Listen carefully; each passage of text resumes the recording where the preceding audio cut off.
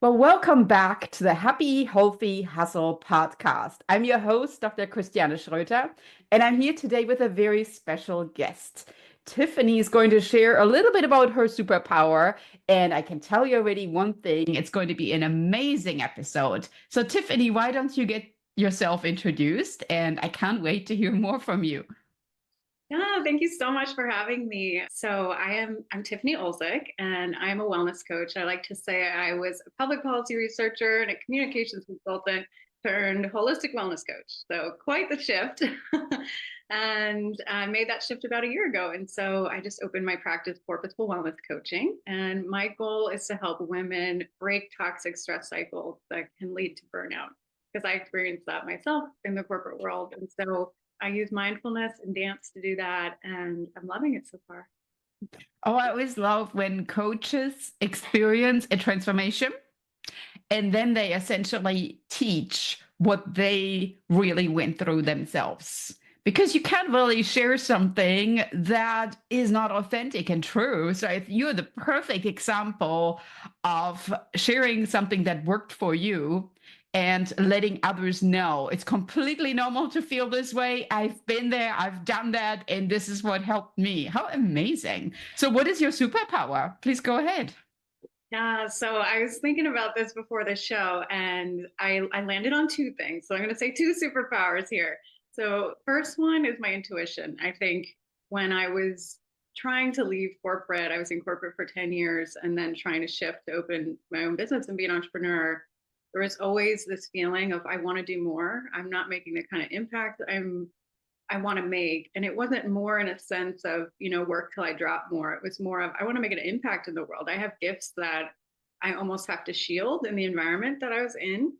And so that nudge and that intuition to make a change is always really strong for me. And I think it really applies when I'm working with my clients too, because I can read their energy. I can usually read the room really well. And so yeah, I think that's definitely one. And then the other I thought of was creativity, just because I try to infuse it in everything I do. But I clearly remember when I was in college a while back, trying to pick a major, going, I have no idea what I can do because I was a good student. There were so many options. And yeah, I had such a hard time choosing because I could do so many things. And I think I said to myself, I don't think the thing I want to do is like exist yet. And I told myself that, and then I kind of let time go by, and now here I am being an entrepreneur and creating my own way. You know, the overwhelm is real. I see that in my students. And I sometimes think that, especially when you're at this crossroad and you could go for this major or this specialization,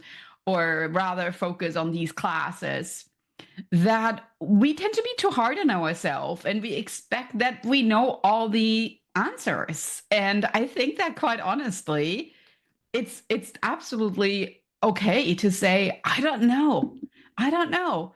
And we sometimes think that people that graduated from college, they all had it figured out when they're going through their college career paths. When reality, really, when I went through my PhD program, I basically applied because I really didn't know what else to do. So it seemed like the logic next thing to do. I got my master's, I'm going to get my PhD. But did I know that I would be a college professor after I graduated with my PhD? Absolutely not. So I would encourage you to sometimes, when you are at the crossroad, just kind of sitting down and looking back how far you've already come and figuring out what little steps transformed your life, because these little steps might just spark some energy for going the one way in the path or the other way in the path. And I love how you described this to us, because it sounded like your previous career was not the path you wanted to go, but maybe rather taking this other path. So what was the biggest challenge in your life, Tiffany?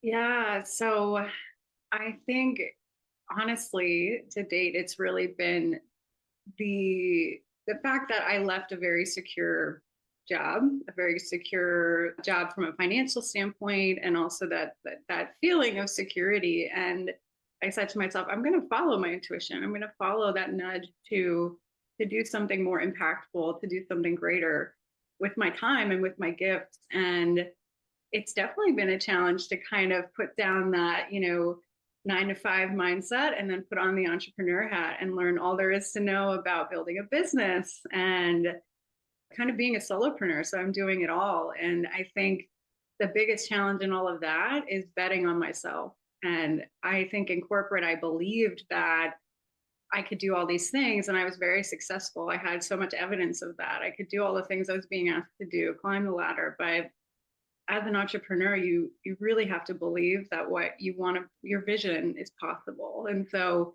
I think I'm constantly, almost in that cycle of self-doubt where it's like, oh, well, this is my vision. It shifted a little bit. So maybe that's not possible. So it's overcoming that self-doubt and letting my authenticity come through more.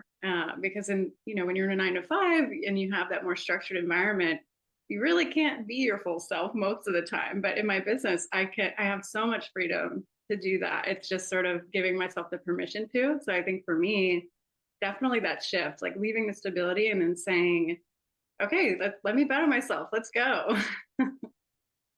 I love that you're talking about this because it has like 2 points that I personally embrace as an entrepreneur and as a coach. One of them being that if you leave that secure environment, all of a sudden there is no supervisor there that can give you a pat on the shoulder or write you an evaluation and say, job well done. So that really leads to the next thing, that you need to reach out and build collaboration and build community, because those people then will be the people that actually give you the high five. And they will be the one that share, I had a bad day yesterday and today is just okay. So I'm hoping that tomorrow will be great. Because clearly being an entrepreneur is absolutely not a straight line. Even if you decide which path to take at the crossroads, it's not like you look ahead and you're like, okay, I need to go right there. Because guess what? If you have some goal on the horizon, you actually probably your horizon will change. And in reality, of course, it might be an ideal goal that you're never going to reach this way. So you also need to think like, can we actually walk to the horizon? No, we actually can't. So maybe I need to be much less perfectionist on myself and much more realistic on where am I trying to go, and then also share this with others who are experiencing the same issues, because all wins are great wins. And it's not really something that we frequently share because we think that it can just be the big stuff, right? So I call this petite practice, right? Really going small steps and sharing the small wins along the way is really what builds that momentum to keep going to your goal. Yeah. And Tiffany and I, we've been working together since nearly a year. Yeah. And so this is like absolutely amazing how far you have come. So I'm giving you a high five right now. I mean, you should be so proud of yourself. What helped you to go through that challenge, to go to that next step to where you felt you left your job, you experienced the challenge? What is it that helped you through this? Yeah, I think it's a couple things. So, and you touched on it, it's sort of finding community has been so important. And so, networking with individuals like you who inspire me and other people who are, especially the women that are, I actually had a mentor once say, being unapologetically themselves. Like the women that are out there knowing what their gifts are and they're not afraid to share them.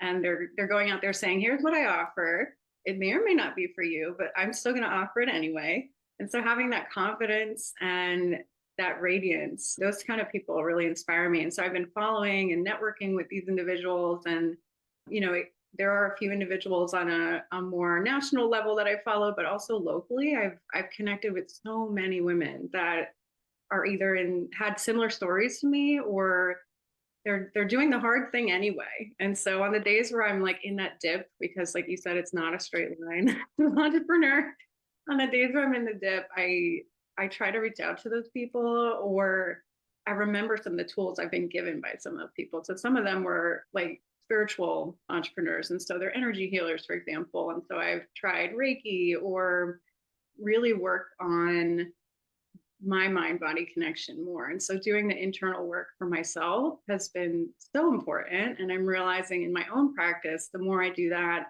the more I'm able to share what I learn with other people and encourage them to do the same. Because you could go out and do all these strategies, but if you're not working on yourself, it's almost like your business is affected as well. And so, yeah, the networking, but also a lot of internal sort of self-development work, definitely. You're touching on the fact that you're kind of working on this local, state, national level because there's opportunities, of course, to meet in real life.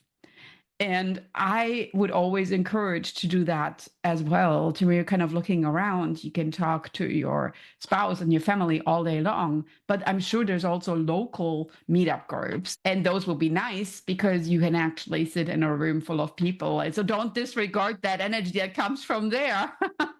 And I love when I meet with Tiffany via Zoom because it is honestly something like I'm sitting with her in the room right now. And I want to point out the color matching thing that happened today because we didn't plan this. But it's quite honestly, it's connecting already. So even though we have time zones between us and a lot of miles, it is honestly like, sharing a coffee right now and chatting with a good friend and sitting down and inspiring each other and kind of like, brainstorming, okay, what comes next on my path? What road do I need to take here? And then go for it and share, or the next, call. It's like, all right, this is what I actually ended up doing, and this is how it ended up being. And nobody ever has any expectations that when you decide on the path, it's actually going to be the winning formula because we don't know.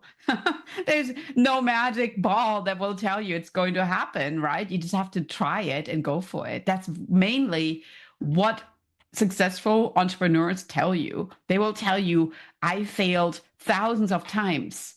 And then you're like, how are you successful? Well, because I failed 1,000 times. That means I actually always got up and kept going. And maybe there was another failure and maybe there was another one. But it also meant that I didn't look at one failure as the sign to stop. Which is frequently what entrepreneurs do. They're like, oh, I'm just not cut out for that, right? You actually just have to keep going. So, Tiffany, share a little bit about getting in touch with you, connecting more with you. I'm sure the audience would love to hear that. Absolutely. Yeah. So my website is porpoisefulwellness.com. So porpoise like the dolphin, PORPOISEFUL wellness.com. And then I'm on Instagram, so at Porpoiseful Wellness. And I'm also on LinkedIn at Tiffany Olszuk MPH. And so you can find me in all those places, whatever you prefer. And I'm really excited to connect with everyone. Oh, thank you so much for being here today.